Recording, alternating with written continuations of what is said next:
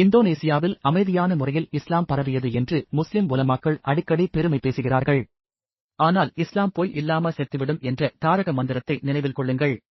கிபி 19ஆம் நூற்றாண்டின் மினான் நிலத்தில் பாதிரி இஸ்லாமிய இயக்கம் பற்றி நேரில் கண்ட சாட்சிகளான ஷேக் ஜலாலுதீனிடமிருந்து தகவல்களை கேட்போம். மேலும் திவான் கபாட்ரியின் பொல்லாத அம்சங்களும் உள்ளன.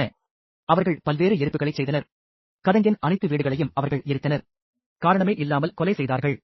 அதாவது தங்களுடன் உடன்படாத அனைத்து உலேமாக்களையும் அவர்கள் கொன்றனர். தங்களை எதிர்த்து நின்ற தைரியசாலிகள் அனைவரையும் படுகொலை செய்தனர். அறிவுஜீவிகள் அனைவரையும் துரோகிகள் என்று படுகொலை செய்தனர். அவர்கள் மற்றவர்களின் சொத்துக்களை கொள்ளையடித்தனர். கணவனை பெற்ற பெண்களையும் சமமற்ற அந்தஸ்தில் உள்ள பெண்களை அவர்களின் அனுமதியின்றி திருமணம் செய்து கொண்டனர். அவர்கள் தங்கள் கைதிகளில் வப்பாட்டிகளை உருவாக்கினர். மக்களை பிடித்து அடிமைகளாக விற்றனர். அவர்கள் உயர்ந்த மனிதர்களை அவமதித்தனர், பெரியவர்களை அவமதித்தனர், விசுவாசிகளை அழைத்தனர். இஸ்லாத்தை அவமதிக்க எப்படி தைரியம் வந்தது? அல்லாஹ் வாக்கர், உன் இரத்தம் ஹலால், நீ காஃபிர்.